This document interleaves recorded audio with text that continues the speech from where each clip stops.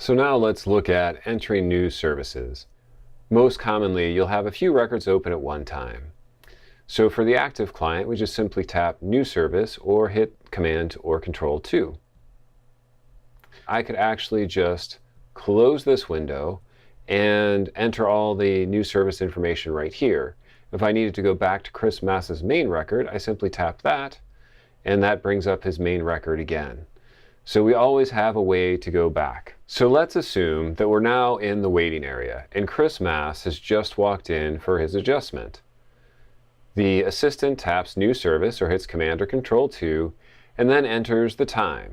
I could enter the time and tab out of that field, and then you see it becomes 11 a.m. If I want to enter an evening time, it's easiest to just do it 24-hour time. That way I can hit 1700 and that becomes 5 p.m. That saves me from having to type the p.m. So if I do that, I can do 5 p.m. and it works, but 24-hour time is just a little bit quicker. He's an adult. Let's say he receives an adult adjustment and we're billing it to self today. So it's $55 and he goes back and gets his adjustment. Like I said before, if we'd like, we could close his client record here and just wait for the next person to come in. When Chris Moore comes in, we can do the same thing for her. So we could begin entering a new service for her, checking her in, and we could have not only multiple clients open, but then multiple client service entry records open at one time. And notice this is also categorized. Enter new service for Chris Moore, enter new service for Chris Mass. At this point, if we're back on Chris Mass, let's say that he's gone back for his adjustment, probably the chiropractor will be entering notes on the iPad. So let's have a look at the iPad view. So here we are on the iPad. I should note a couple of things about the iPad. You can have as many client records open on the iPad as you want as well, simply by tapping the new window, and then I could find, if I wanted, we're looking at Chris Mass this time, so I put in Mass, and here's Chris Mass's record. If I tap right next to his name, notice that drop down, it tells me Chris Mass, Chris Time. They're all labeled just in the same way they are on the computer. So you could have as many of those open as you wanted. You could even have the office assistant open all the clients for the day on the iPad as part of the opening routine. We'd like to enter notes for Chris. To enter notes for the appointment, we need to have an appointment, and the office assistant has already done that by checking Chris Mass in, and then we simply tap on Notes Summary. When we do that, we see a notes field and a picture field and everything we need. So to select techniques, very quickly, I just tap that box and then I can choose from the drop-down menu. Automatically goes to the next one, and I can do as many of those as I want. When I'm done, I simply hit Done and then tap on the little close icon. If I want to enter notes, I could simply tap and begin typing. But I want to show you a couple of other features about the notes field. One, at the top right corner of each note field, if I tap that, it will give me more room to write notes. So I have quite a larger notes field. Another is that if I have a set way of taking notes, like a lot of people talk about SOAP notes, I can define those. And then on the bottom right corner of that note square, if I tap that, then you notice I've got now those little headings for my SOAP notes. So that could be a really convenient way of organizing your notes based on the techniques that you regularly use. In the demo, I noted how you could actually dictate into the iPad. So I could tap this notes field, my keyboard comes up, I could tap the microphone, some notes here. If you'd like to be quiet and hand enter notes, I highly recommend that you begin to use some codes so you can keep the data entry to a minimum. For example, maybe I use CV as an abbreviation for cervical spine. So there's lots of things you can do just to come up with codes that'll make things more simple.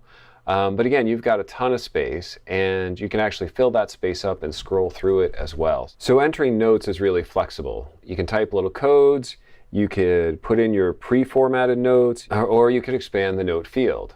All of that makes it really easy to open up notes. And we can also take pictures. So if I'm doing some sort of postural analysis with somebody or some reason I want to have their picture, I've got 3 places that I can store documents or pictures for each service. So if I tap one of those boxes underneath diagnosis codes, then I can see, oh, my camera or file, something comes up. So I'm going to use the camera, take a picture. This might be good instruction to give somebody. Take that picture, you're good to go. Use the photo, and there it is stored within that. So that could be a picture of them, or if they've brought in a list of medications, if you have an x-ray, you can put that there. If there's any other file or media that they've given you or that you've generated, you can store 3 of those in each service. After the chiropractor taps out a couple of techniques and notes, then Chris may be walking to the waiting room, and we'll have a look at how the office assistant finishes up the transaction. It's important to note, since we're not affecting any of the financial details, if you haven't entered notes before Chris pays for his appointment, it really doesn't matter. Most of the time, everything will be updated at one time anyway, and you'll be able to see each other's work. But in the rare event that the notes aren't entered until Chris has left the building and already paid, that's just fine. Chris Mass has returned to the waiting room. Now I should let you know that occasionally this refresh record is helpful. So if for some reason the chiropractor isn't seeing something on the iPad, they can tap the little refresh record. The office assistant can too. Records are saved typically when you tab out of a field or when you close that field or area. So if I'm in Notes Summary, for example, if I look at Service Techniques, I tap on this here, and I can say choose another one. So let's choose another one. We'll say that we did BGI as well. When I close this, it's saved, and it usually updates there directly. For whatever reason, if it doesn't, I could tap the refresh icon. If I enter a picture or drag something in, I need to either tab out of that or close this window for that to be fully committed as well. Back to Chris Mass. He's walked back out to the waiting room, and we're going to do payment. Let's say it's simple. It's a cash practice, so he's going to pay the $55. So we just tap the little refresh. That gets us $55. Let's say he pays on a credit card. Great. He's paid the credit card. We're good to go. If he's using a package, this is a good time maybe to make a note about that and say, you know, this is 4 of 5 on the adjustment package, so we can see that later. And really, we're good to go. We've got all the basic financial information. We've got the notes and the techniques for the chiropractor for next time, and we're ready. If we do want to offer super bills, meaning invoices that the clients can submit to their own insurance companies, we should probably do a little bit more. We should probably enter a diagnosis code. Now, the diagnosis codes have been changing a lot over the last couple of years, so it seems like the best way is to figure out what works for you and then have them directly typed. Then I can tap in same as last. So if we find out that this code works for Chris Mass's insurance company, then we just keep tapping same as last, and we can carry that code forward. The billing codes seem to be a little more stable, so we can update those in the update items here, right? Remember how we looked at that? So you can define the few billing codes that you typically use and then just assign those. Again, if we're running a cash practice and we want to provide super bills, then we've done enough. We've got the basic financial information, and now we have a couple of things that the insurance companies will want when they see the client records being submitted to them. If we're billing insurance directly, then we should swipe right, and that reveals the ability to add more payers. We can also tap right or left. You notice this little button here, or these little 2 dots.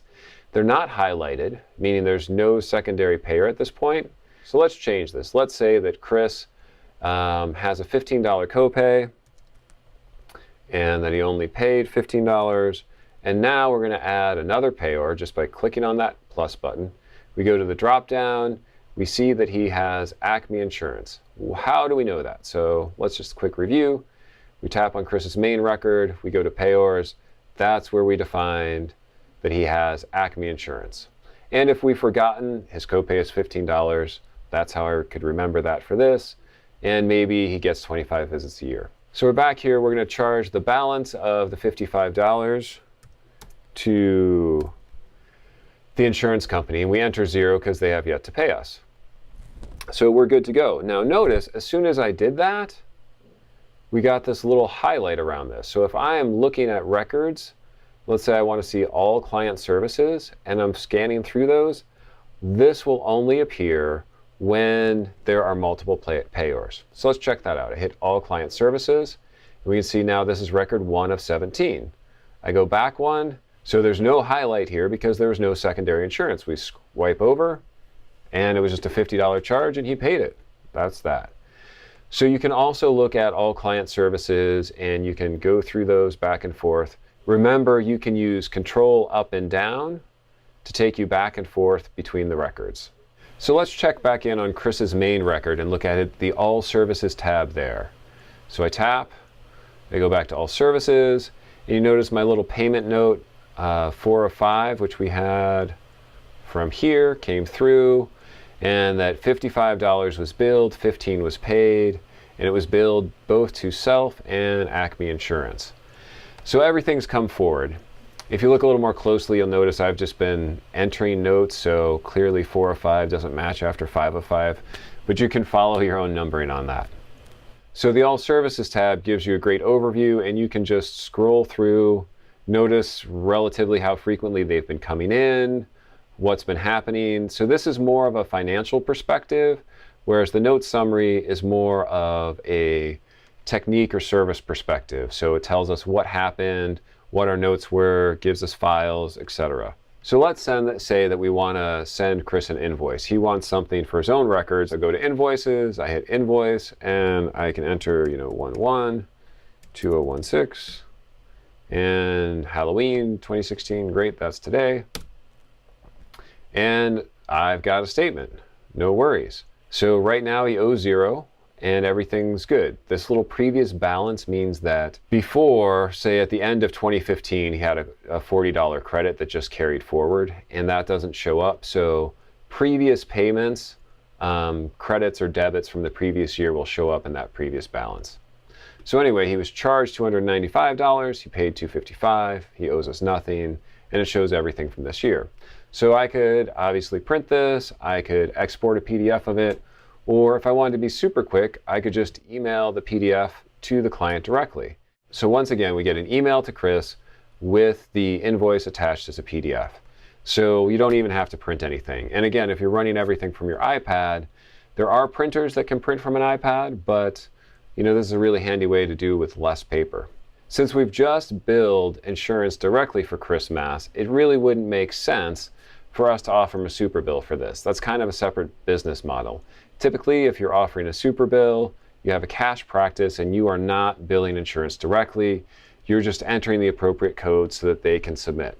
So let's just delete this service, and then notice it goes away over here. And then when we print a super bill for him, it'll make a little more sense. To run a super bill for Chris, we simply do the same thing. We tap super bill, we hit the dates, and then we'll see the super bill. Now you'll notice a few things about this.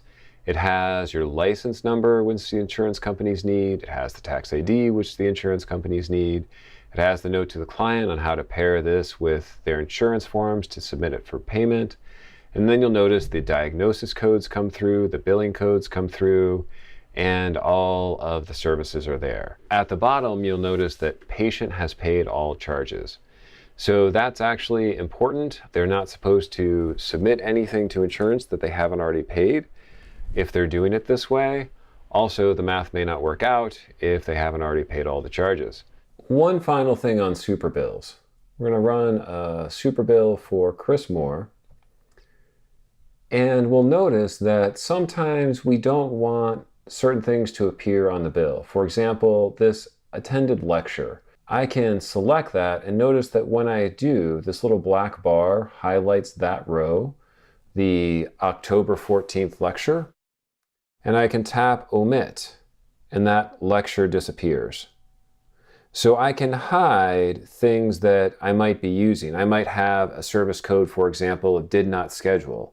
Well, when I print a statement for somebody, I don't want did not schedule to show up on that statement. So I can simply select that item and then choose to omit that.